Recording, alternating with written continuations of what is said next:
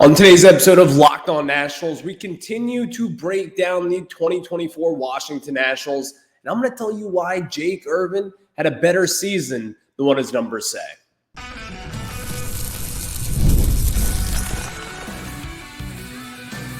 You are Locked On Nationals, your daily Washington Nationals podcast, part of the Locked On Podcast Network, your team every day.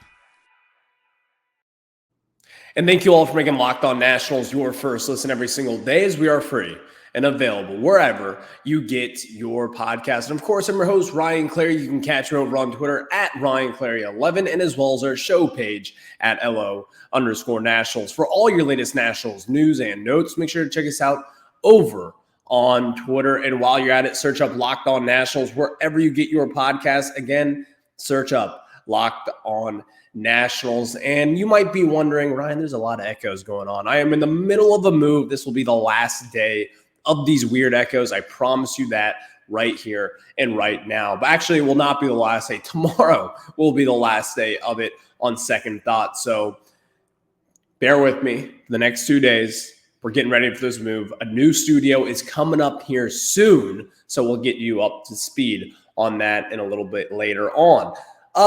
Third segment of today's show, we'll discuss the ALCS and the NLCS today as the Yankees have a 2-0 lead. Last night, the Dodgers took a 2-1 lead against the New York Mets. Shohei Ohtani hit a moonshot in Game 3 of that, so you love to see it if you're a Nationals fan out there. In the second segment, get into some 2025 thoughts of Jake Irvin. And really, have we seen the best version of Jake Irvin so far? We'll discuss that in the second segment because I don't think so. But we start off with a season breakdown. Before we get into it, today's episode is brought to you by PrizePicks. Download the app today and use code LOCKEDONMLB to win $50 instantly when you play your first $5 lineup. PrizePicks, run your game. So we get discussing Jake Irvin here. Jake Irvin in 2024, similar to a lot of young Nationals. You've heard this one before. There's two different stories to discuss Jake Irvin. Over his first 20 starts in 2024, and really up until the All-Star break, until all the way through that July 4th start where he went 8 innings pitched, it was his best start of the year by far and away. That 11 a.m. start, Jake Irvin was immaculate that entire time there. The first half of this season, in his first 20 starts, he had a 3.49 ERA, 116 innings pitched, only 99 strikeouts, but also had 29 walks. And only one intentional walk as well, which I thought was pretty interesting. 14 home runs given up in those 20 starts, relatively pretty damn good. And a 1.112 whip. Jake Irvin, in that first half, all the way up through July 4th, was a legit all-star. He was the ace of the staff in the first half of the season. And then where he kind of came crashing back down, well, that was the second half, where he went through that brutal stretch over his final 13 starts. And check out these numbers. A 5.9 ERA in those final 13 starts, 73 hits and 71 2/3 innings pitched, 23 walks in that time frame as well. Think about this. 23 walks in his 72 innings pitched compared to 29 walks over the first 116 innings pitched. I remember talking about this earlier on this season. Jake Irvin's walk rate, as far as starting pitchers go, was one of the best in all of baseball in the first half. Jake Irvin's command, and we talked about this with Mackenzie Gore the other day, the difference between control and command. Jake Irvin's command was really one of the best things about him the first half of the season. And then it kind of came crashing down to earth. And that is when you saw a very bad version of Jake Irvin. His slash line in May, batters against him, batting 191 with a 558 OPS. All-star kind of numbers there from a starting pitcher. And that was over 5 starts, by the way. Only 21 hits in that time frame as well. He did give up 3 home runs in that stretch, but still, he was really good. 28 strikeouts to 4 walks over 5 different starts in the month of May. That is when Jake Irvin kind of separated himself from the pack. He had a really good first month as well, but still, that second month in May, that is when he was absolutely incredible. That is when we actually started talking about and kind of whispering, could Jake Irvin be an all-star? There was a legit case to be had there as to why he should have been an all-star. But again, we all know what happened, and we all know what the all-star game is. It's not the best players there. It's a popularity contest. Marcus Semien made the all-star game this season. He finished the year with a 699 OPS, was a below-league average hitter. That's just what the all-star game is nowadays, but whatever. That's a different story for a different day. Jake Irvin's 2024 season, though, I think he showed a ton of promise of what he could be. And the best version of him, I don't even think that's what we saw this season. That's kind of a preview for a little bit later on in today's show. But the most impressive part of Jake Irvin, in my opinion, was to see kind of how he did with his, number one, the most innings that he has ever pitched in his entire career. Last season in 24 starts, he had 121 innings pitched. In 2021, he missed the entire season with Tommy John surgery. Jake Irvin last year, he only pitched 121 innings pitched, gave up 118 hits. He was right around what he was this year as far as production goes. But even then, his walk rate was way down. And his strikeout rate was basically the exact same. His whip came down. All the numbers and all the preliminary numbers that you look at to see how good a starting pitcher is, Jake Irvin took steps up in that category.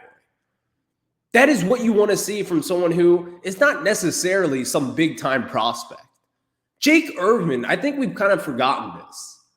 He was supposed to be a spot start. He was like your 18th best prospect back in 2023. This was not supposed to be someone who's to come in and make a huge impact on the major league roster. But now sitting here today, Jake Irvin has set himself up to be a mainstay in this rotation for hopefully the next few seasons. And that's not a crazy thing, by the way. I think that was what 2024 was about. And if you were to talk about the main headlines, the main storylines of 2024, I think Jake Irvin and really the stretch of dominance that he had in the first half of the season is up there at the top. CJ Abrams as well. Mackenzie Gore's first half as well.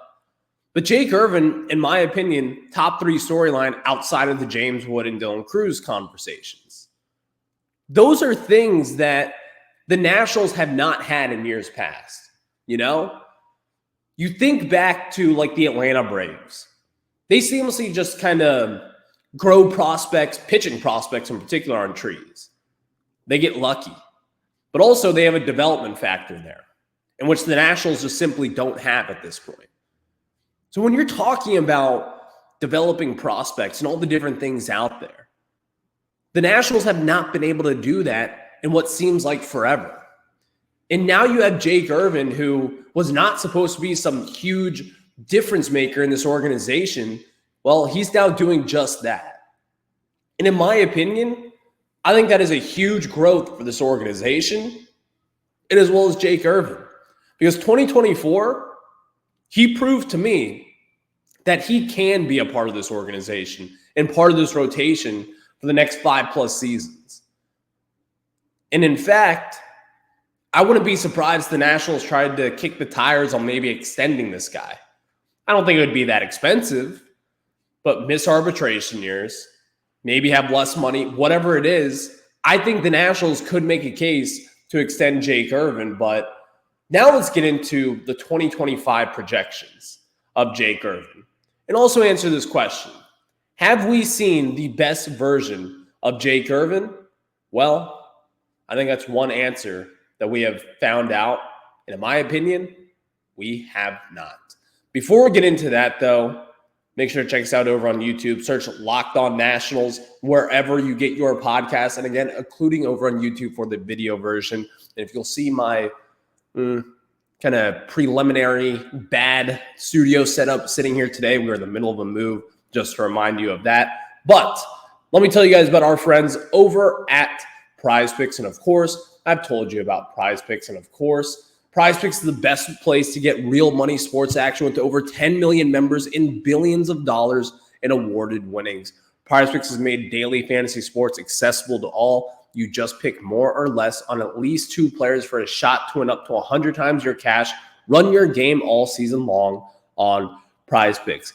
You can now win up to 100 times your money on PrizePicks with as little as 4 correct picks. And PrizePicks is the best way to get action on sports in over 30 states, including California, Florida, Georgia, and Texas. PrizePicks is the only real money daily fantasy platform with an injury insurance policy, so your lineups stay in play even if your players get injured. If your player leaves in the first half and doesn't return, PrizePicks keeps your lineup live.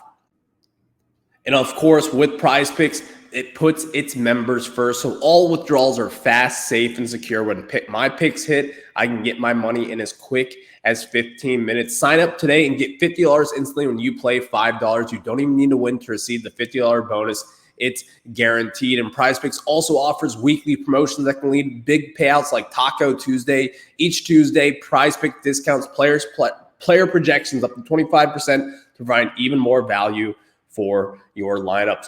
Download the app today and use code LOCKEDONMLB to get $50 instantly after you play your first $5 lineup. Again, download the app today, use code LOCKEDONMLB to get $50 instantly after you play your first $5 lineup. Now we get back into it with discussing Jake Irvin and his 2025 projections. I do want to get into this though. Is Jake Irvin, have we seen the ceiling of Jake Irvin just yet? I think we have seen flashes of it, but I don't think you have seen the best version of him. And there's multiple different reasons as to why I say that. I think Jake Irvin, as far as his command goes, if you were to tell me this, what makes a pitcher great in the year of 2025 or 2024, whichever year you want to talk about, but we're here in the right now. I think one of the first things there is that what makes a pitcher great is the fact is you have to have command. Hitters are way too good nowadays and have way too much power where they can put the ball really anywhere. And what I mean by that is if you miss your target, they're going to put it 450 over the fence. Everybody nowadays can have that power bat that makes a huge difference into what you do. The big meaning surrounding that point is the fact that you need to have power and you need to have command if you are a starting pitcher in today's game. Jake Irvin does have that. And in fact, I said it, I think he's got the best command as far as Nationals pitching goes. And also, he's got the stuff for it. In 2024, Jake Irvin uses fastball at a relatively very high rate, a 38% rate compared to his curveball at 31%. But he also mixed in his sinker at 20%, 7% with his cutter and 4% with his changeup. And even then, I would like to see his changeup probably, in my opinion, be used a little bit more. I think it's one of his slept-on pitches and really something that we have seen kind of as a put-away pitch every now and then. He'll just kind of squeak out once or twice a start with 2 strikes. I think that is a good pitch for Jake Irvin that we just simply have not seen at a consistent rate. In 2025, to see the best version of him, I would like to see his changeup and his cutter as well. All different things there. He's got 5 different pitches at his arsenal that I think all play. His fastball that he uses at a relatively high rate, 38% again from this past season, it's good, but I think it could be a lot better. But looking at Jake Irvin and kind of what made him special this season was his walk rate. 67th percentile in all of baseball. His ground ball percentage at a 61st percentile. His hard hit percentage right around league average. I think Jake Irvin could be a lot better though. Because when you were looking at Baseball Savant in the middle of this season, Jake Irvin had a lot better numbers, and his percentiles were in a lot better place than what they were at the end of 2024. I think that is the better version of Jake Irvin, and I also think that is the real Jake Irvin right there, not the second half struggles that you saw. I think the reason as to why this guy struggled so much in the second half was, number one, he's never pitched this much in a single season. Back down in the minors and even at Oklahoma. He was never used at the rate that he was here with the Nationals. So going into 2025, you will see a much better version of Jake Irvin. I expect Jake Irvin to be a solid 3-starter, and I think that is going to be a very good thing for this team moving forward. I expect him to have a very good 2025 season. And I do think we see a better version of him in 2025. The reason why I say that is, again, we bring up command and also the 5 different pitches that he used. We explain what has to happen in order to see that better version of Jake Irvin. But again, it's all at his fingertips. This guy has a ton of potential. And also, I think that his ceiling, I don't think he ever reaches this, but he could be, as far as national starting pitchers go, one of the best, if not the best starting pitcher on this roster. It might sound crazy to think about, but it really isn't that crazy. Jake Irvin is wildly talented. He has figured out something here in DC and he has untapped potential, in my opinion, that I think Sean Doolittle could get out of him. The Nationals, they do have some bad spots. They do have some starting pitchers in this roster who I kind of think are fool's gold, like Mitchell Parker, if I'm just being completely honest. I think DJ Hurst has a really high ceiling as well. But Jake Irvin might have the highest outside of Mackenzie Gore. That's how good this guy is. And here's one kind of comparison or one kind of conclusion that I've come up with over 2024. Remember a few years ago when we were talking about Josiah Gray, and Josiah Gray is wildly talented and recovering from Tommy John surgery. Josiah Gray is going to be a perfectly fine starting pitcher in baseball moving forward. But we all thought Josiah Gray would be a very good number 3 moving forward, if not a number 2. That's what we thought. I think Jake Irvin is going to be what we all thought Josiah Gray could be down the line. That's what I think. And Josiah Gray, again, is very good, but I think he'll be a 4-starter, which is fine. I think that's what people thought with Jake Irvin. But I think Irvin's ceiling is to be a middle rotation kind of guy that we thought Gray was going to be. So getting into some 2025 projections for him, I have Jake Irvin taking a big step up.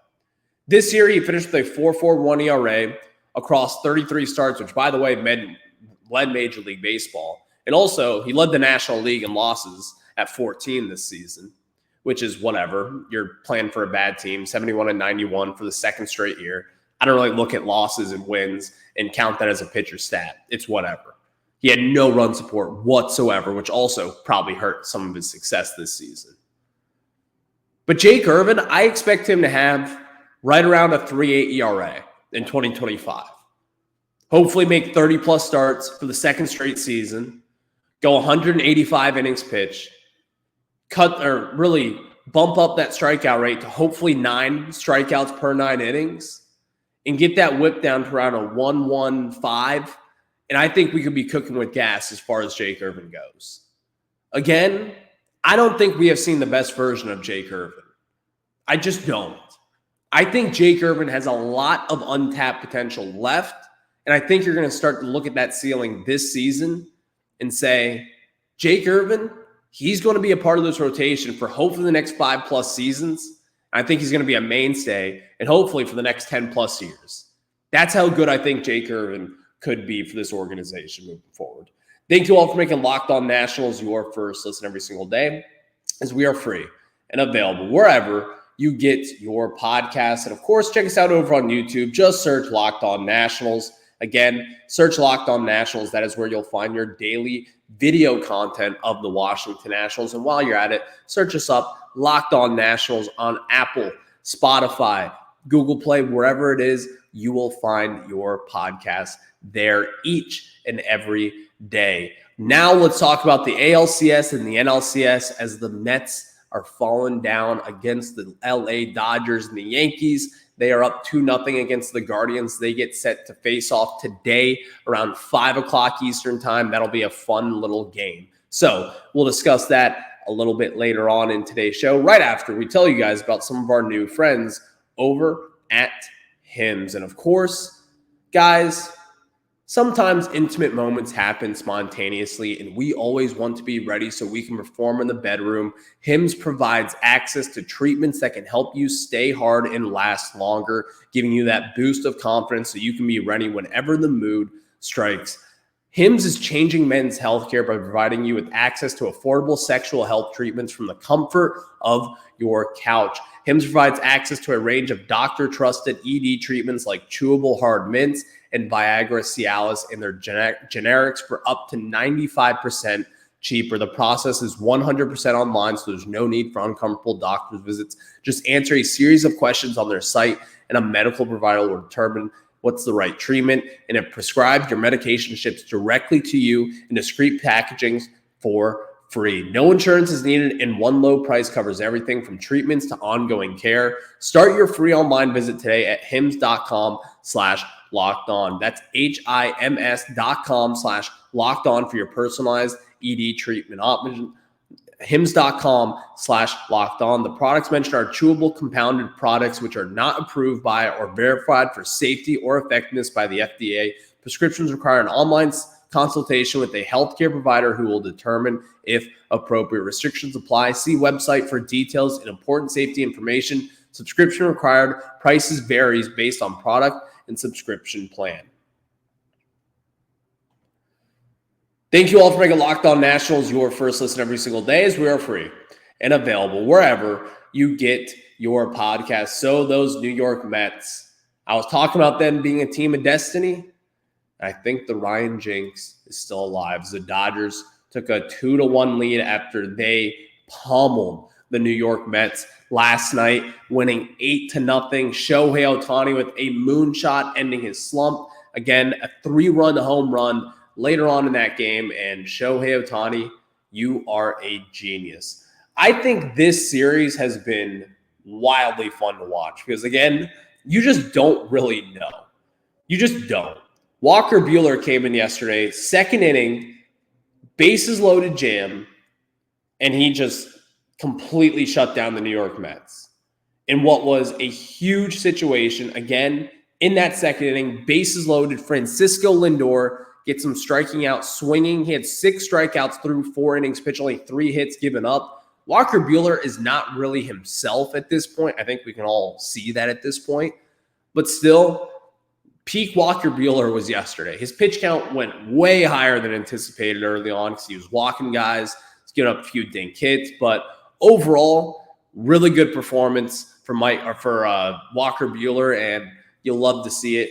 And, of course, if you're a Mets fan, you hate to see it. But today we've got game 4 of that series. The Dodgers could take a commanding 3-1 series lead, or they could tie it up. But, of course, they've got Yamamoto on the bump against Jose Quintana with the New York Mets. So Quintana has been really good this postseason. I would like to see him not be as good today. So we'll see how that series ends up. But, of course, you've also got the Yankees and the Guardians, as the Yankees have a 2-0 series lead, and they have got one of their studs on the mound today, Clark Schmidt. And, of course, the Guardians, as they've just got a pitching factory, they've got their left-handed specialist Matthew Boyd on the bump. Matthew Boyd has come out of nowhere and has just been Batman for them this season. He has come in huge situations, and it has been a very, very weird year, I guess, for the Guardians. They just had the number 1 overall pick in this last year's draft, and now they're in the ALCS. I mean, the future is so bright for them. They are such a good organization that continue to produce prospects. They're just a small market team that they trust in analytics. They find guys. They are just the no-name squad outside of Jose Ramirez and, of course, the Lane Train as well. But they could be toast today because this Yankees lineup, it's going to wake up eventually. Aaron Judge will start to do damage eventually, you would like to think. Juan Soto got the Juan Soto treatment the other day, walking him in order to get to Aaron Judge. Think about that for a second. It's been an unbelievable postseason, but I think we're starting to look towards a Yankees-Dodgers World Series, which, not going to lie, that would be pretty damn cool to see that happen. Thank you all for making Locked On Nats your first listen every single day, as we are free and available wherever you get your podcast. On tomorrow's show, we are joined by Bobby Blanco from MASNsports.com, and we'll talk all things Nationals and how will the Nationals get better in 2025. We'll answer that on tomorrow's show of Locked On Nationals. Until then, have a good one. Go Nats.